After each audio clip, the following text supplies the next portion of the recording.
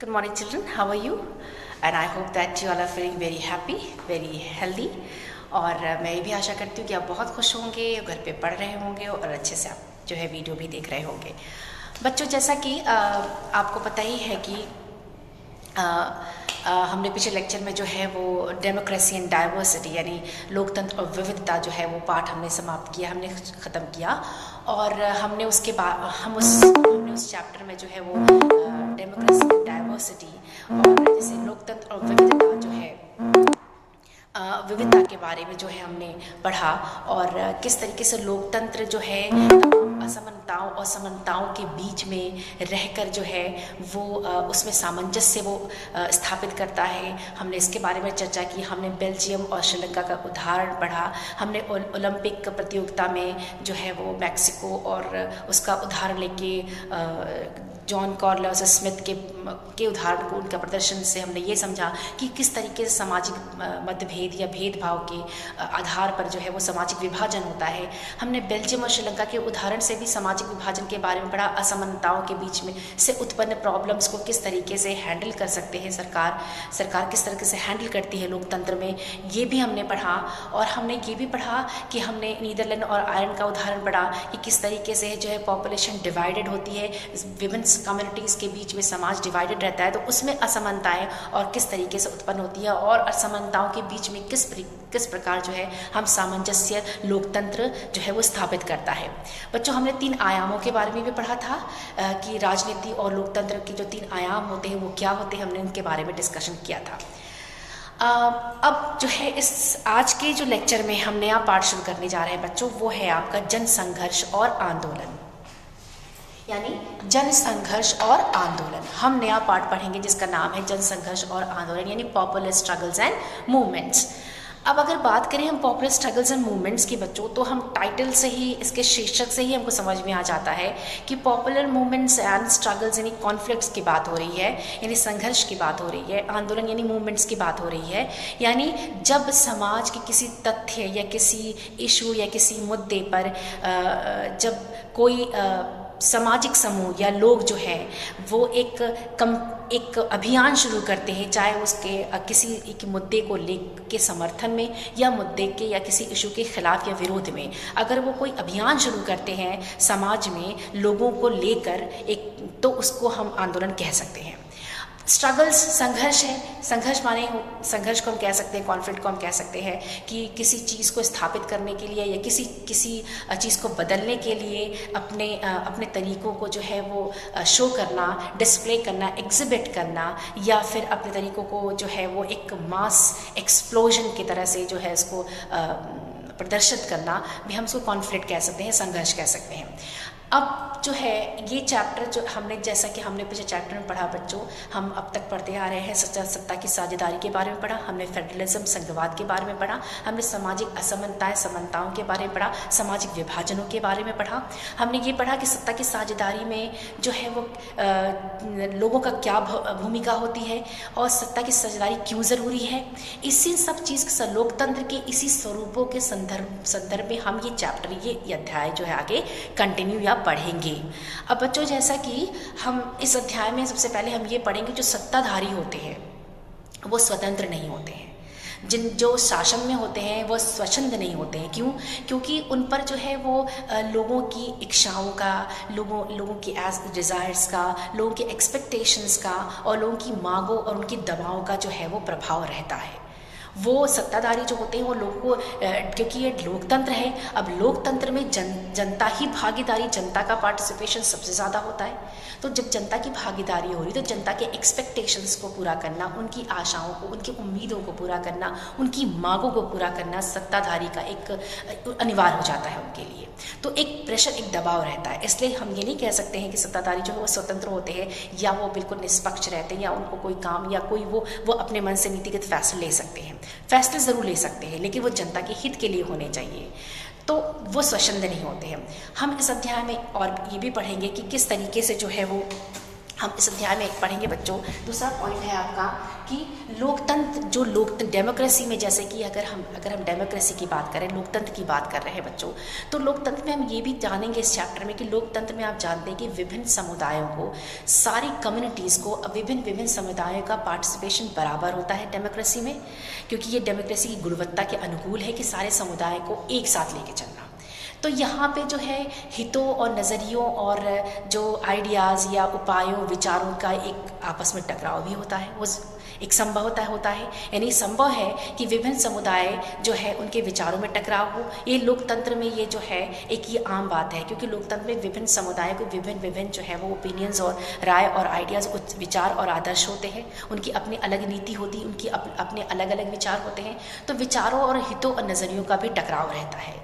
दूसरी चीज़ ये कि अब इन जो तमाम परस्पर विरोधी और तमाम संघर्षों और दबावों के बीच में लोकतंत्र अपना स्वरूप किस तरह निर्धारण करता है, वो किस तरह अपना आकार लेता है, ये इस विषय में हम चर्चा करेंगे। किस प्रकार वो अपना स्वरूप को निर्धारण करता है, किस तरह अपने विचारों की वो अभिव्यक्ति करता है, किस तरह लोकतंत्र की अभिव्यक्ति जो है इन तमाम परस्पर विरोधी विचारों और दबाव के बीच में किस प्रकार से लोकतंत्र अपने आप को एक स्केच करता है, अपने आप को निर्माण करता है और जो है वो सरकार का गठन करता है। इस बारे में जो है हम चर्चा करेंगे। इस विषय में हम ये भी चर्चा विषय करेंगे बच्चों कि किस प्रकार जो है नागरिक जो है तमाम संगठनों और समूहों का सहारा लेके लोकतंत्र में जो है वो अपनी किस प्रकार की किस तरीके से भूमिका निभाता है और कौन सी भूमिका निभाता है।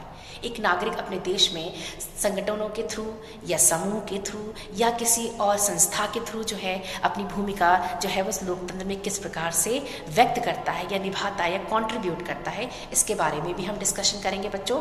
और ये भी हम करेंगे कि अब राजनीतिक जो दल होते हैं वो उनका नियंत्रण जो है राजनीतिक सत्ता किस प्रकार करती है, राजनीतिक सत्ता जो है राजनीतिक दलों पर अपना नियंत्रण किस प्रकार से रखती है या उन पे कैसे अपनी पकड़ बनाती है, उनके पॉलिसीज़ या उनके फैसलों पर राजनीतिक सत्ता का किस प्रकार से प्रभुत्व होता है या आधिपत्य होता है, ये भी हम डिस्कशन करेंगे।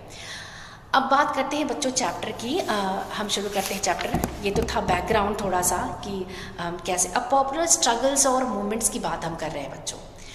अगर हम बात करें, अगर हम ये चैप्टर बेसिकली लोकतंत्र की स्थापना के बारे में है, तो अगर एकदम हम कोई क्रांति अगर देश में, किसी भी देश में या कहीं भी किसी में क्रांति अगर शुरू होती है बच्चों, तो उसके पीछे एक लंबा संघर्ष होता है, एक बड़ी प्लानिंग होती है, एक योजना होती है।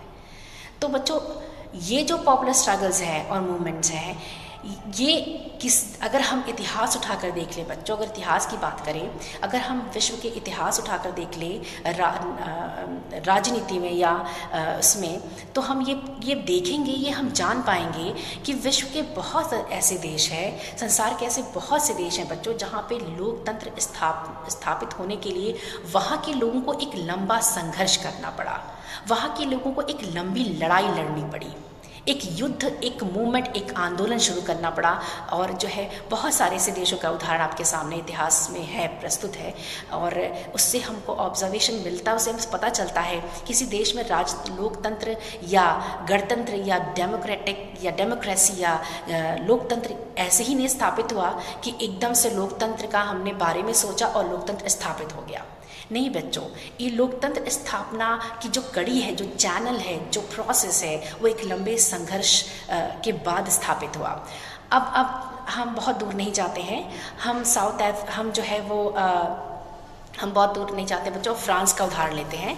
आपने पढ़ा होगा कि फ्रांस, आपने 9th क्लास में पढ़ा बच्चों, हम फ्रांस का उदाहरण लेते हैं इस संदर्भ में। बच्चों फ्रांस में क्या था, फ्रांस में आपने 9th क्लास में पढ़ा था बच्चों कि फ्रांस में फ्रांसीसी क्रांति शुरू होने से पहले जो है वो फ्रांस में लुईस 16 का शासनकाल था। और फ्रांसीसी क्रांति जो शुरू ही हुई थी वहाँ पर लोगों को गणतंत्र बनाने, यानी देश को गणतंत्रीय बनाने के लिए, लोकतंत्र स्थापित होने के लिए ही फ्रांसीसी क्रांति जो है वो आरंभ हुई थी 1789 में। अब वहाँ फ्रांसीसी क्रांति शुरू होने से पहले बच्चों वहाँ पे लुईस 16 का शासनकाल था। लुईस 16 का जो शासनकाल था वो राजतंत्र था, वो मोनार्की सिस्टम था। और उसमें राजा ही अधिपत्य था, राजा का ही प्रभुत्व था। यानी उसने लुई 16 का क्या स्टेटमेंट था कि मैं ही राज्य हूँ, यानी मैं ही राज्य हूँ, मैं ही आपका राजा हूँ और मैं ही आपकी सरकार हूँ। तो यहाँ पर लोकतांत्रिक सरकार नहीं थी, यहाँ पर प्रजातंत्र थी।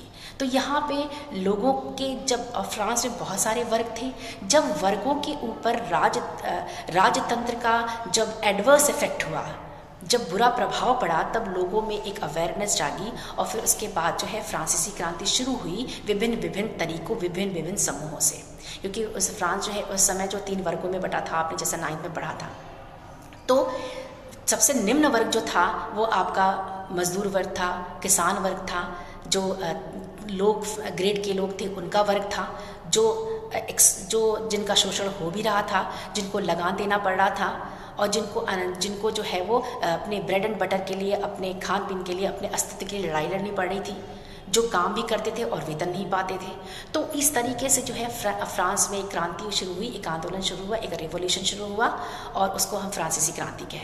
तो बच्चों, फ्रांस में जब लोगों में ये अवेयरनेस आई, ये जागरूकता आई कि हमें प्रजातंत्र नहीं चाहिए, हमें राजतंत्र नहीं चाहिए, हमें प्रजातंत्र चाहिए, क्योंकि वहाँ पर लोगों को जब ये समझ में आने लगा कि ये तो मेरा शोषण है और हमारे लिए तो कोई इक्वालिटी, कोई समानता नहीं, या हमारे लिए कोई अधिकारों की बात नहीं हो रही है, हमारे अस्तित्व पर ही सवाल हो रहा है, या हमारा अस्तित्व ही खतरे में है। तो लोगों में जब एक जागरूकता आई, तब वहाँ पर एक क्रांति शुरू हुई, आरंभ हुई, जिसको हम फ्रांसीसी क्रांति कहते हैं। और जब लोगों को ये समझ में, जब लोगों को राष्ट्रवाद का समझ में आने लगा, उनमें राष्ट्रीय भावना जो उत्पन्न हुई, जब राष्ट्र के प्रति उन्होंने लगा कि नहीं, ये देश मेरा है और और ये देश मेरा है, मुझे यहाँ पे अपने अस्तित्व को स्थापित करने का पूरा अधिकार है। क्योंकि जो लोग शोषित हो रहे थे, उन्हें किसी चीज़ का अधिकार नहीं था, ना तो वोट देने का अधिकार था और ना ही उनको सही जीवन या अच्छा जीवन जीने का अधिकार था।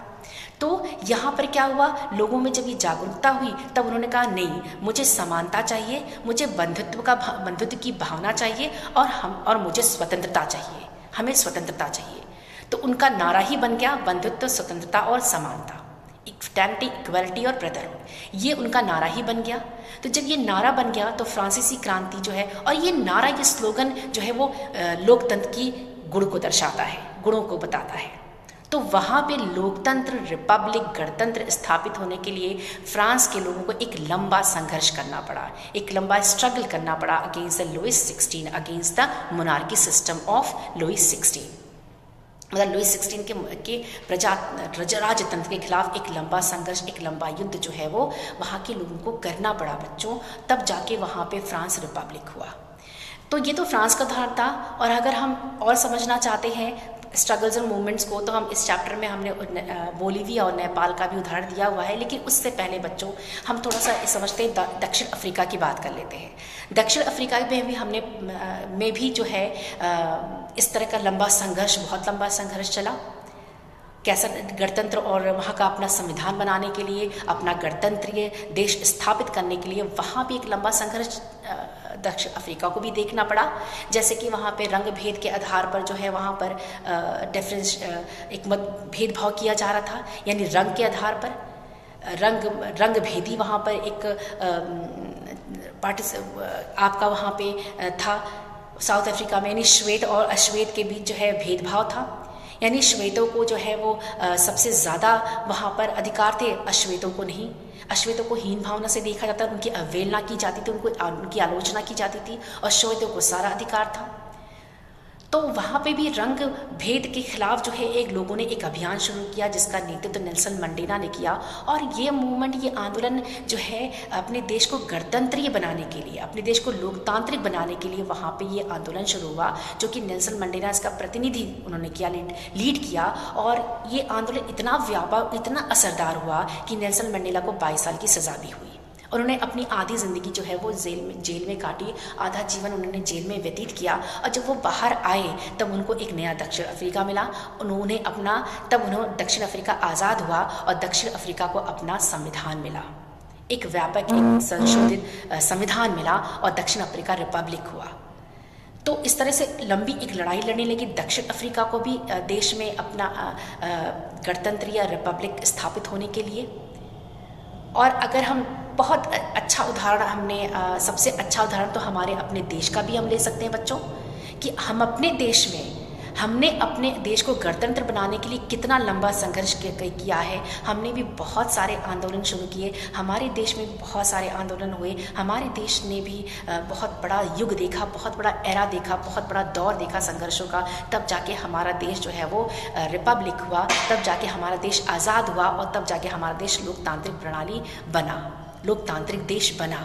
हमें यूं ही नहीं हमारा देश लोकतांत्रिक बन गया बच्चों, हमें इसके लिए एक लंबा समय, एक लंबा पीरियड, हमें एक लंबा काल, एक लंबा संघर्ष देखना पड़ा बच्चों। वो संघर्ष ऐसा था कि हम उस चीज़ को जो है वो हमने उस चीज़ को अपने अंदर रियलाइज़ किया, हमने उसको महसूस किया है, हमने उसकी अनुभूति की है। और हमने देखा है कि हमारे बहुत सारे स्कॉलर्स, हमारे बहुत सारे दार्शनिक, हमारे बहुत सारे जो है वो लीडर और बहुत सारे ऐसे थे, फिलोसोफर्स थे, समाज सुधारक थे, जिन्होंने अपना जीवन जो है निछावर कर दिया देश को गणतंत्र बनाने में, देश को स्वतंत्रता दिलाने में। स्वराज की जो स्थापना थी, जो राष्ट्रवाद की स्थापना थी, उसको समूचे देश में फैलाने में बहुत सारे लोगों का उसमें हाथ था। एक लंबा संघर्ष करना पड़ा पूरे देश को।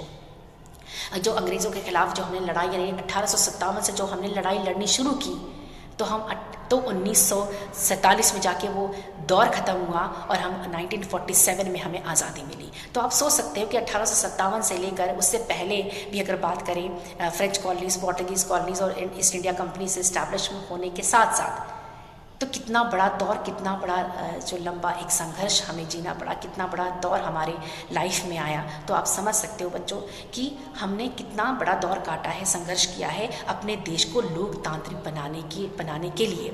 जब हमारा देश जो है आज़ाद हुआ 1947 में, तो 1949 में जो है हमारे देश के संविधान की रूपरेखा तैयार की गई और फिर उसके बाद 1950 को हमारे देश का संविधान का उद्घाटन हुआ, उसको प्रस्तावित किया गया और तब जाके हमारा देश जो है वो रिपब्लिक बना, यानी गणतंत्री बना।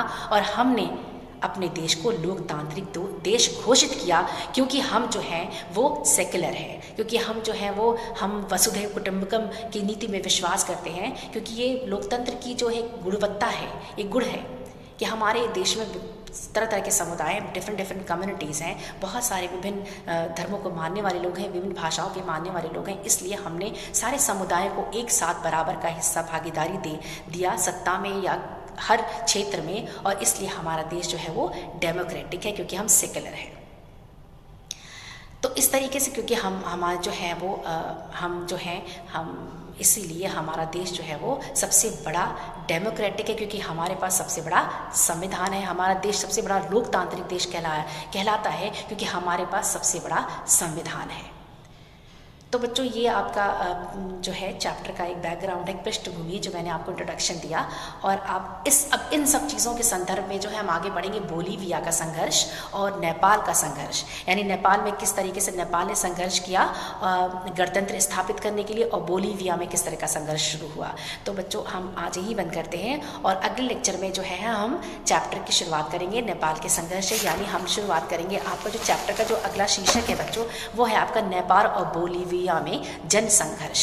यानी वहाँ पे गणतंत्र स्थापित होने के लिए, वहाँ लोकतंत्र स्थापित होने के लिए इस नेपाल में किस तरह का जन संघर्ष शुरू हुआ और बोलीविया में किस तरह का जन संघर्ष शुरू हुआ, ये हम जो है नेक्स्ट लेक्चर में पढ़ेंगे।